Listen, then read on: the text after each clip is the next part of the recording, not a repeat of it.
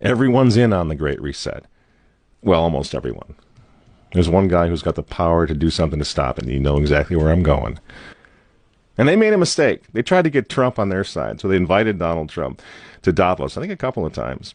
But in January, when Donald Trump, I think, really began to see the beast that he was up against, he went to Davos, to the World Economic Forum, and he stuck a mega finger in their eye. We're committed to conserving the majesty of God's creation and the natural beauty of our world.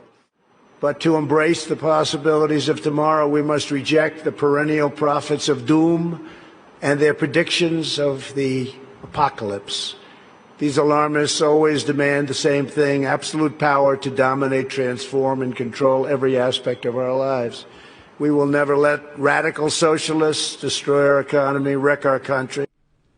2 days after Donald Trump gave that speech, the 89-year-old leftist weirdo billionaire George Soros made an emergency intervention where, at Davos, once again, warning that the U.S. 2020 election will determine the, quote, fate of the whole world.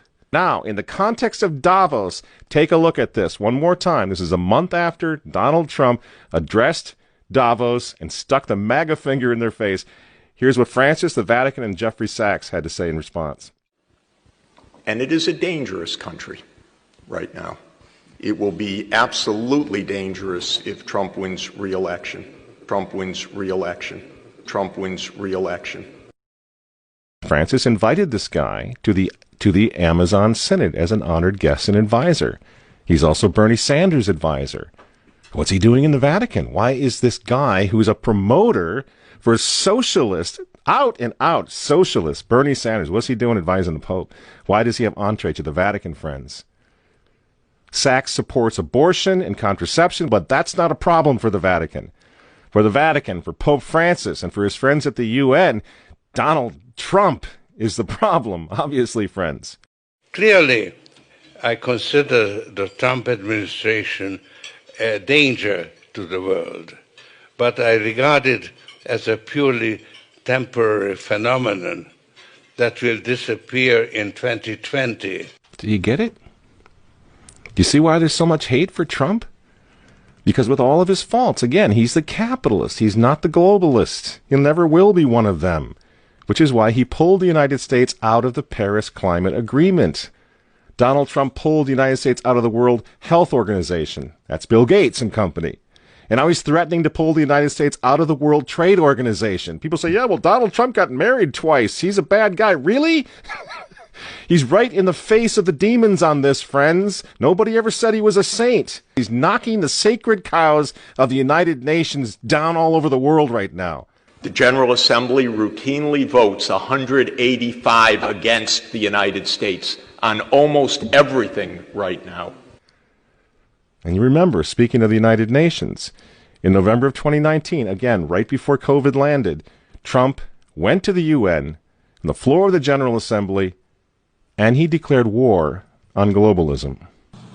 Wise leaders always put the good of their own people and their own country first. The future does not belong to globalists. The future belongs to patriots. And shortly after the speech at the UN, Donald Trump delivered, what do you think happened? The coronavirus was unleashed on the world, and Trump's booming U.S. economy went on life support. Do you think that was an accident?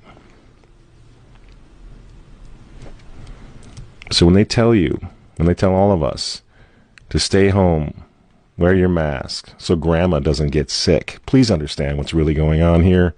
They don't care about your grandmother. They don't care about old people, these people. They don't care about babies. They want them aborted so that they can save the common home. Abort babies, millions of them all over the world. They don't care about babies. They don't care about old people. In fact, if you want to save your grandma, tell the globalists to stay the hell away from her.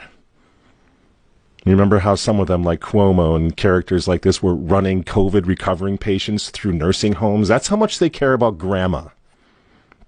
And the name of the game now is to bring the United States economy to its knees, get it out of the way, so that everyone will want the Great Reset.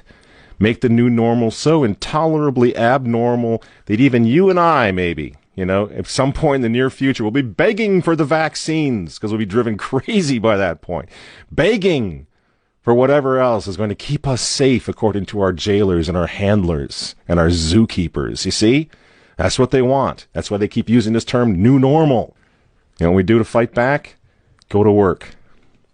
Go back to school. If you're healthy, take off the mask. And for heaven's sake, go back to church and pray that Trump wins in November. That's what the reset was on. That's what the Russia hoax was all about. That's what the impeachment hoax was all about. Don't you see? For 4 years, I've been trying to stop this man because if he strengthens America, if he makes it great again, if he brings the economy back again, the reset won't happen. The New World Order is going to be set way back. Who knows when they're going to have another COVID opportunity like this one again, and they know it. So ask yourselves why they hate this man. These folks, these men, they hate God. They hate the unborn. They hate the traditional family. They hate you. And they hate Donald Trump, whose political opponents, by the way, right now are knocking statues of saints to the ground. They're beating up cops, and they're burning flags. You say you don't like Trump. I'm sorry, friends, but who cares? That doesn't really matter anymore. What you think of Trump's personality or his tweets. Look at the big picture. The choice is simple, friends. Stand with America right now, or fall with the New World Order in the not-so-distant future. There's no other choice. I'm Michael Matt for Remnant TV, and we'll see you next week.